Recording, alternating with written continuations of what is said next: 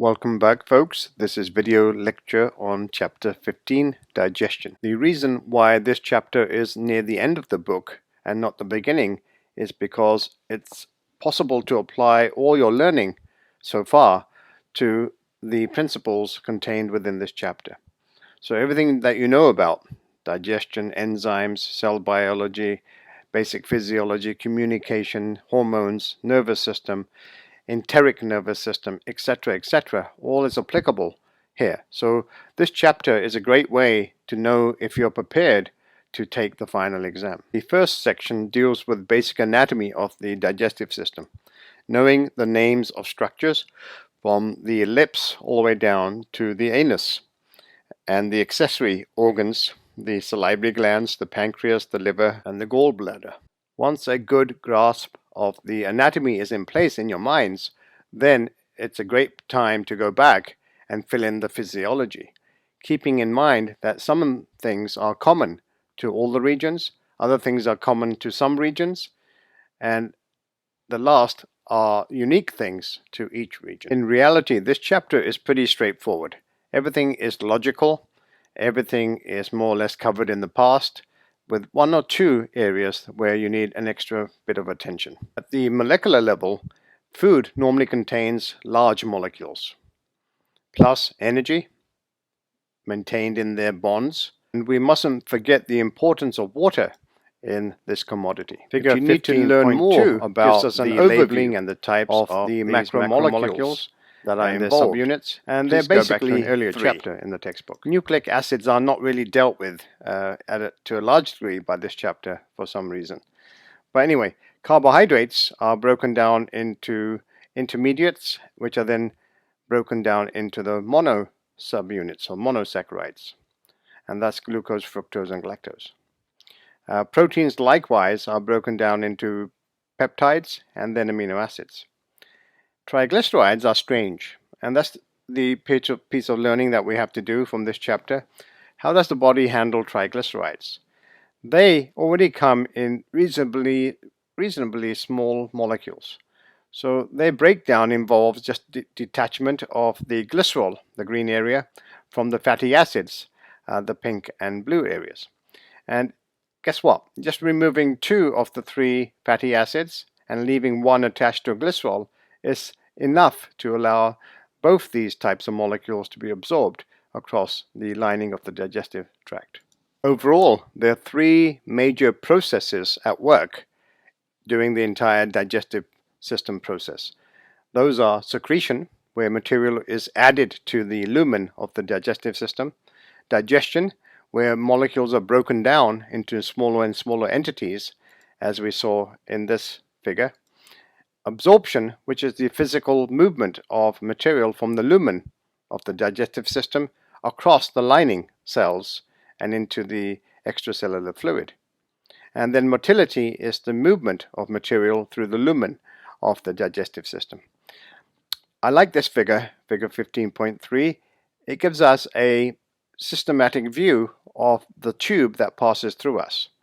So we have the lips and the mouth here, the esophagus that connects to a pouch that can expand called the stomach, and then the stomach has an ability to move some material into the blood.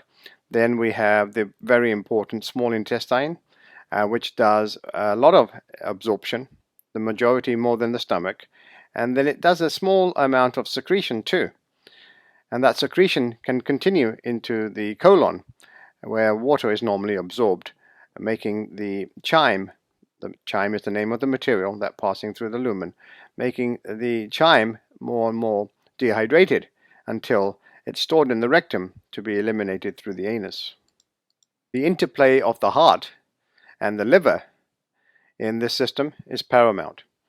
So here we're looking at what happens to the food materials once they're in blood. They end up primarily going to the liver through a private blood supply called the hepatic portal vein system, and then from the liver they travel to other organs, including the heart, and the heart is basically pumping out the fluid. You'll notice later on that when you absorb fats, lipids, they tend to have a private pathway that then empties right here just before the heart in the circulatory system. So keep an eye on that, please. So again, lipids are unusual. That's what you have to learn. The functions of the digestive system are varied, from the teeth breaking down food into manageable chunks to be swallowed, from saliva containing chemicals that allow us to taste the food. So following ingestion and mastication is the teeth breaking the food down, then digestion begins. Once digestion is over, then absorption can take place. One doesn't have to finish before the other begins. So it depends on the size of the molecules as to whether absorption takes place. But logically, the digestive system is designed so there's no absorption in the mouth or the esophagus, and there's a limited amount of absorption in the stomach. But most of the absorption takes place in the in the small intestine, and it continues to a small degree into the large intestine. Once the molecules are moved over into the body proper, metabolic transformations can take place, as well as detoxification of foreign substances. That is normally the task of the liver. Elimination is also a part of the GI tract, and those metabolites can be eliminated into the lumen of the digestive system to be then taken away by the feces. What you may not be aware of is the role played by the immune system. The vast majority of our immune system is concentrated around the digestive system. It makes sense because when you eat food, you also ingest microbes, and those microbes are in intimate contact with the lining of your moist epithelial cells lining the digestive system. One common architecture is that there are 4 layers of tissue that make up the wall of the digestive system. The innermost layer, the one that faces the food, the lumen, is called the mucosa. It makes sense because it's normally covered in mucus that protects it and gives it lubricant properties, as well as antimicrobial properties. Then we have the submucosa. Submucosa is underneath, and that's where the majority of the blood supply feeding these cells in the mucosa is present, as well as a enteric nervous system. Then beyond that we have the muscularis externa, the layer of thick circular muscle that lines each part of the tube. And then we have a connective tissue layer called the serosa that basically seals the whole system together. And this figure is quite nice in that it shows you that there are pathways for both nervous system and blood vessels, as well as endocrine and exocrine secretions. The network of nerves are known as the myenteric plexus, as well as the submucosal plexus, and there are interneurons connecting the two. And this nervous system is under both local control, both enteric control, and central nervous system control. Interestingly, evolution has taken a different avenue when it comes to regulating the behavior of the intestinal system. Yes, we are hungry. We have an appetite. Appetite is something to do with the brain. Just the feeling of hunger. We can smell some food and we can become, our appetite can increase. Hunger is a physiological thing driven by the stomach. So the volume of the stomach and the nutritional state of the body is associated with the hunger. So hunger is physiological, appetite is psychological. Regardless, in this particular circumstance, it's the volume and composition of the lumen of the digestive system that drives its regulation, more so than any other place. Unfortunately, the consequences of this is that if there's gluttony over consumption of food, then all the food is going to be absorbed regardless of the body's need. So we have to be careful of that component. So what components of the volume and composition of the lumen are regulating GI processes? Well, we've learned that stretching of the wall, distension, by the contents is going to trigger some responses. The condition of the chyme is a reference to the digesting food. The condition of the chyme and its osmolarity is going to dictate the responses. The acidity of the chyme is going to dictate the responses in various parts. And lastly, the concentration of specific ingredients in the chyme itself pertaining to the macromolecules is going to influence the behavior and regulation of the digestive system. We have been alluding all along that the nervous control of the digestive system is pretty complex. Indeed, the GI tract is the only structure in the body that has its own local neural militia of neurons, a local neural control system. And we call that the enteric nervous system. It is connected to the central nervous system, but it also has a large self-regulatory component. And it goes back to what we said here, that the volume and composition of the lumen of the GI tract is responsible for regulating its behavior. So that makes sense. If something is self-sufficient, why bother the brain with that? We also mentioned earlier that there are two nerve plexus networks, the myenteric and the submucosal. So remember which one's which and their locations. The central nervous system does have an interplay with the enteric nervous system through both the sympathetic and the parasympathetic branches of the autonomous nervous system. And they can synapse and influence the overall behavior. And the last thing we need to know is that there are two types of reflex in terms of neural arcs. There's a short reflex that involves the receptors of the nerve plexus and the effector cells. So that's a localized effect. And then we have long reflexes that talk to the central nervous system, and they send information to it, and information is processed there, and then it makes its way back, just like the rest of the body. Figure 15.6 attempts to relay that information. So start here at the lumen of the digestive system, then this is the wall of the digestive system, and then this is the central nervous system. So information gathered here and processed locally and acted upon locally, that will be the short reflex loop. Information sent all the way to the central nervous system and then acted upon in that direction would be the long reflex loop. So the red arrow points to the long and the green to the short. See if all of these words that are here make sense to you at this point. Every single one of them should do. Hormonal regulation can take place locally, i.e. by cells that are part of the digestive system, or externally by cells that are located elsewhere, for instance the hypothalamus. So the types of cells that are called regulatory hormonal cells of the GI tract are normally located in the stomach and the small intestine. Those are the most densely populated regions of these enteroendocrine cells. We're beginning to find some of these cells in other locations like the mouth and the esophagus, but so far, let's just restrict it to this. So these enteroendocrine cells, they release certain hormones that will then be deposited into the blood. They'll travel all over the body, and then they'll come back and influence the structures of the digestive tract.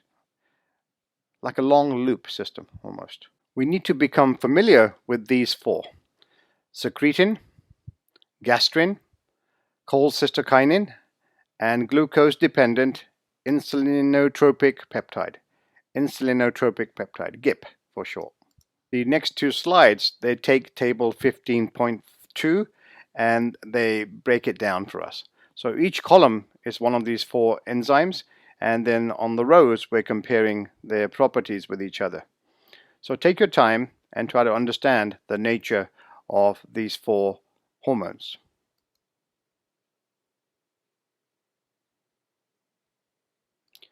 Moving on, the gastrointestinal system it has phases of control.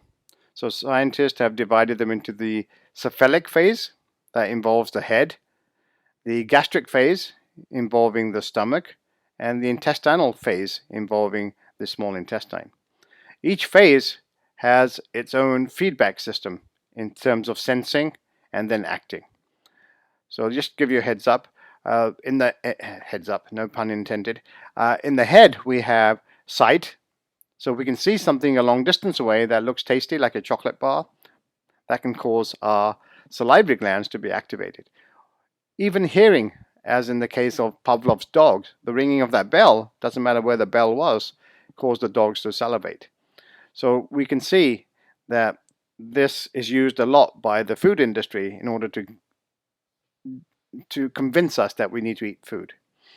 And of course, our emotional state can interact with the cephalic phase, and we can continue to eat beyond our needs. In these cases, the primary driver of all these desires is the parasympathetic neurons carried by the vagus nerves and from the organs to the central nervous system. The interaction of the four hormones that we just spoke about in these slides is revisited here. And you can see gastrin has a role in the gastric phase, the stomach, and the other hormones have a role in the intestinal phase. And both these locations have short and long neural reflexes. So let's start at the mouth very quickly. So the mouth, the pharynx, and the esophagus are connected. The larynx has nothing to do with the digestive system. That's part of the respiratory system. So please don't talk about that. The teeth are designed to cut food up in a process known as mastication. Saliva is released by salivary glands to lubricate the food, both to aid in its breakdown and also to soothe its way down the esophagus in terms of lubrication. Saliva is a wonder molecule. It's a wonder fluid, actually. It contains molecules for digesting food. We used to think that it contained just salivary amylase for beginning the process of digesting carbohydrates.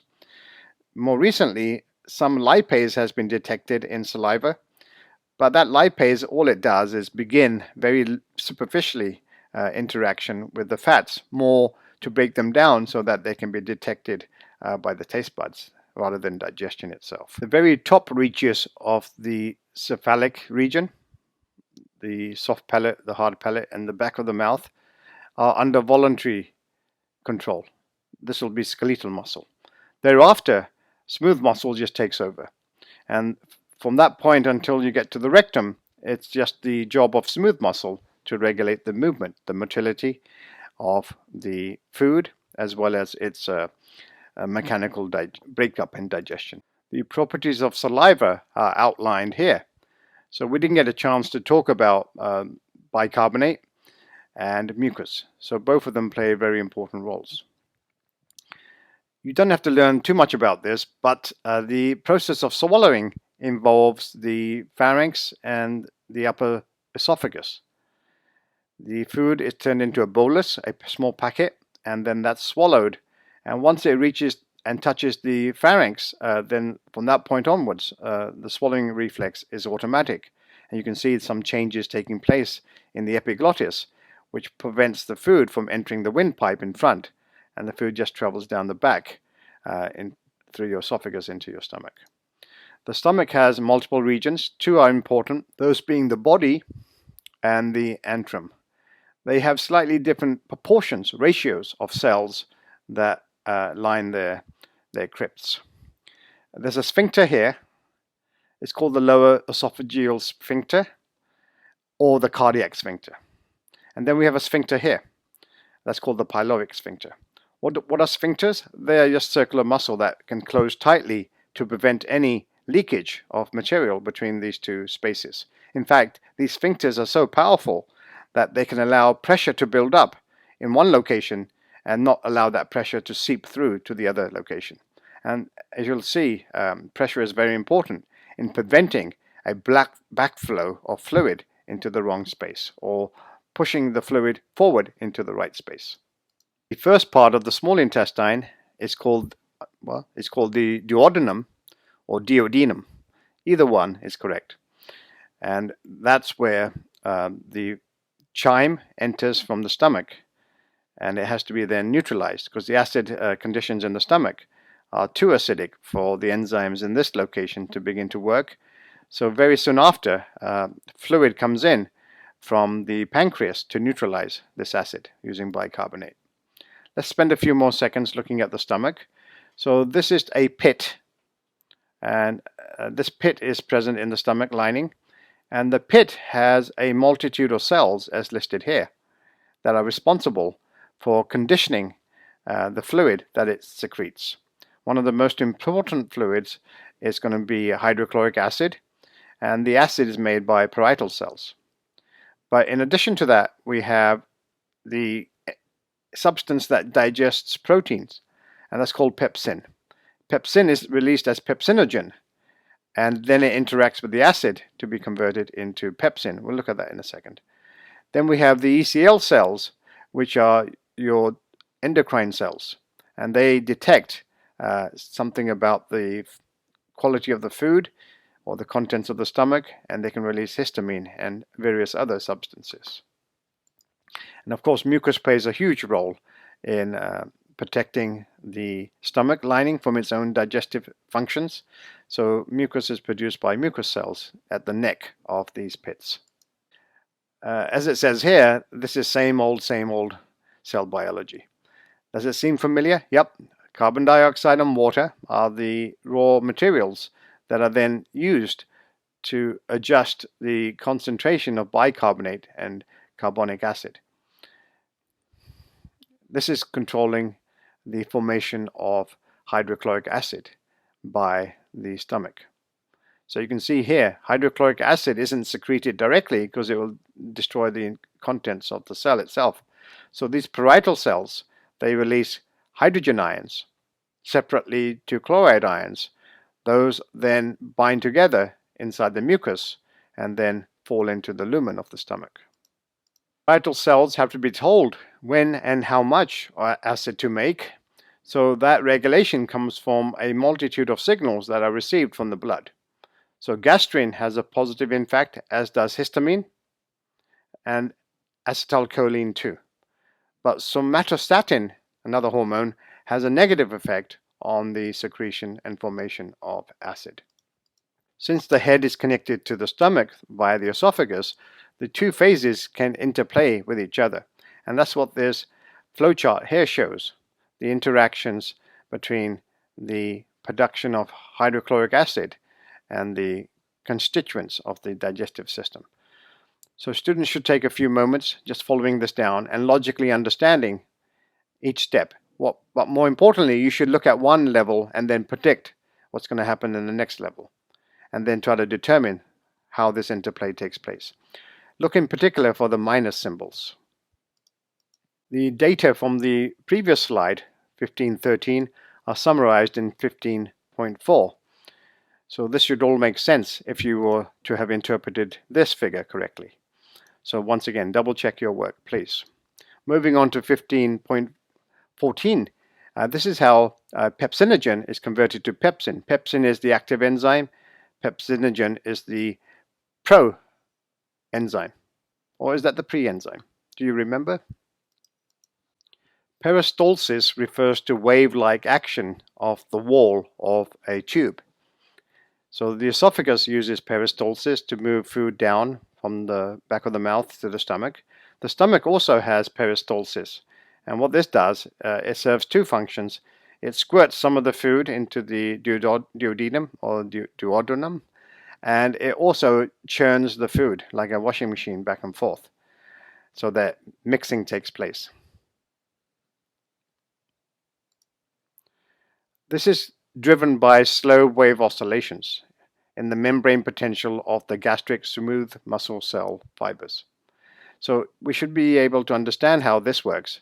It's very similar in a way to how the pacemaker cells of the heart work. So this is a automatic self-driven process. It responds to the contents of the stomach in terms of volume and its composition. The latter part is very important. The intestinal phase of the digestive process mustn't be ignored, because it, once initiated, has a feedback that inhibits gastric emptying. So why do you want to consider to pump out hydrochloric acid from your stomach when there's no contents between meals? So this is a great adaptation by evolution to only have the stomach perform its job when it's got something in it between meals. Then this system kicks in. So again, please take your time and understand every component of this. The main purpose of the small intestine is to give you a large surface area across which things can happen, and a large distance that allows things to happen as material is passing through it. This slide is more beneficial, 1518. it shows you the folds, the villi, that increase the surface area of the small intestine. And what we don't see is that the surface of these cells also have themselves microvilli that further increases by many factors the contact between the lumen contents and the membrane of these cells. This slide shows a real photograph taken of the brush border, as it's called, the microvilli on the surface of epithelial cells. The accessory glands that feed in to the small intestine, the duodenum or the duodenum, are the pancreas, the gallbladder, and the liver. The various ducts coalesce into a common duct, which then empties here and is guarded by the sphincter of Oddi. The pancreas is a very important organ. It has both endocrine and exocrine functions. Both of them can impact digestion. But the exocrine functions are very paramount because it can secrete huge amounts of bicarbonate that neutralizes the acid coming out of the stomach, and it contains a significant number of digestive enzymes that are then going to enter the duodenum. There's an enzyme for each major class of nutrient, from fats, sugars, proteins, and even nucleic acids. Figure 1521 has an insert, and that insert is a magnified cartoon of the relationship between the endocrine cells and the exocrine cells. Figure 1522 simply shows us that ion transport is key to regulating the production of bicarbonate and other entities when it comes to the pancreatic cells. A good and comprehensive study of the types of enzymes released by the pancreas is given by 15.5. Please study this and look at the actions. Some of the products of the pancreas are released as inactive enzymes.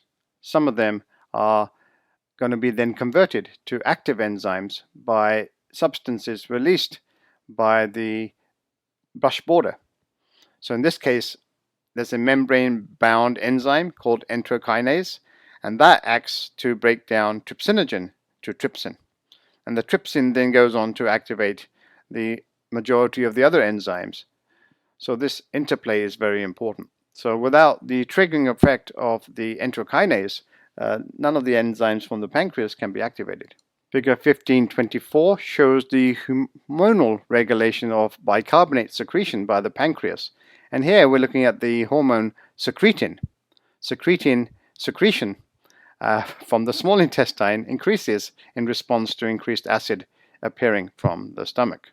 And you can see that is a negative feedback loop that results in increased bicarbonate. Likewise, cholecystokinin responds to the distension and the composition of the small intestine in regulating the pancreatic behavior.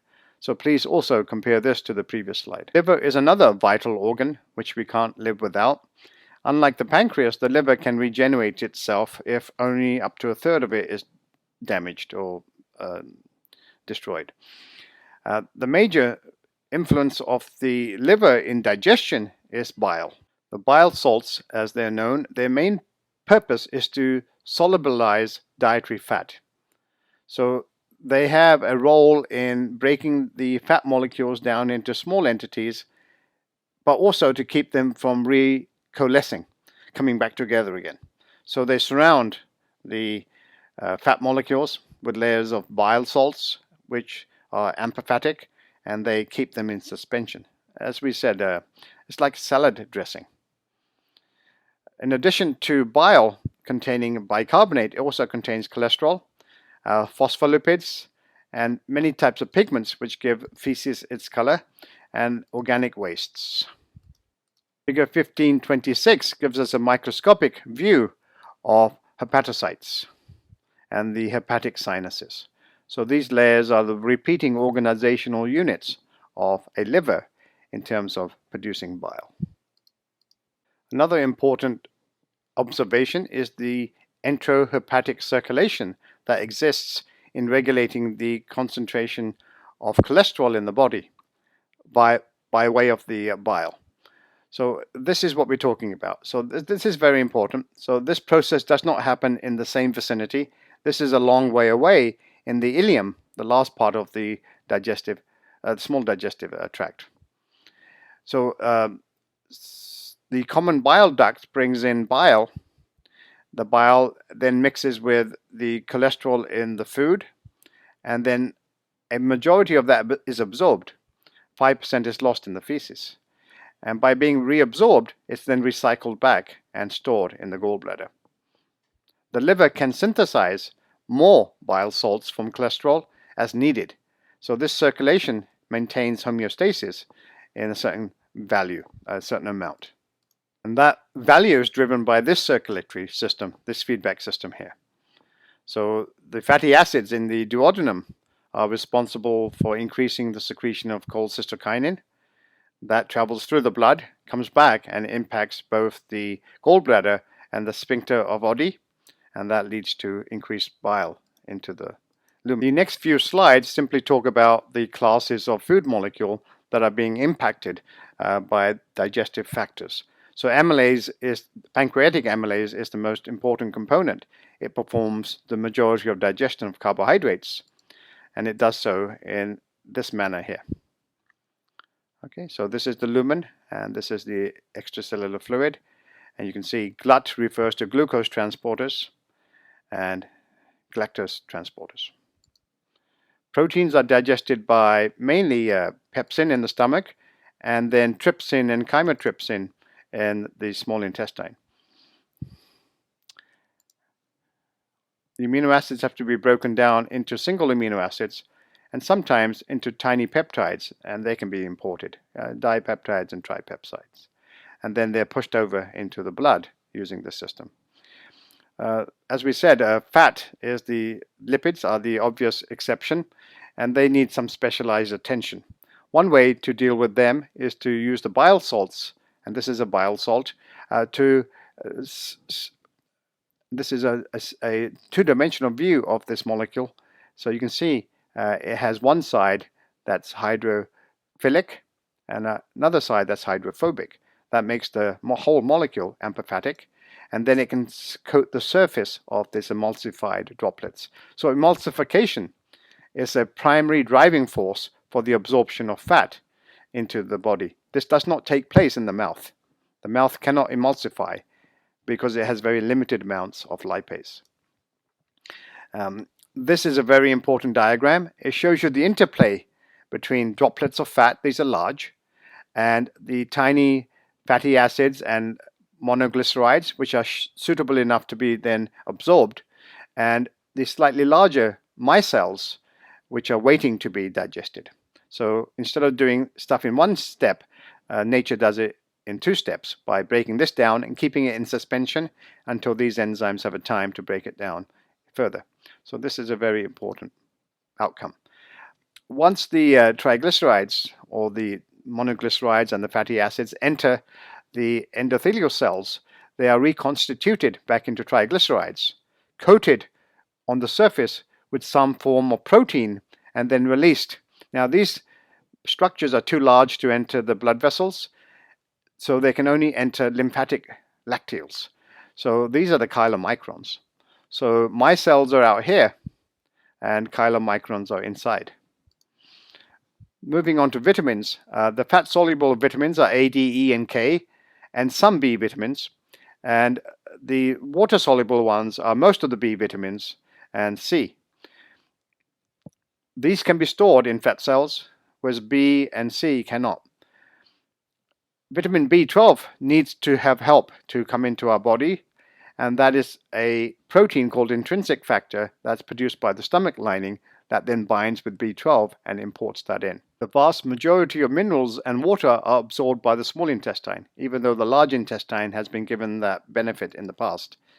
The hepatic portal system is simply the blood vessels that originate from the digestive system are first sent preferentially to the liver before entering the general circulation. So the liver gets first dibs at all those chemistries.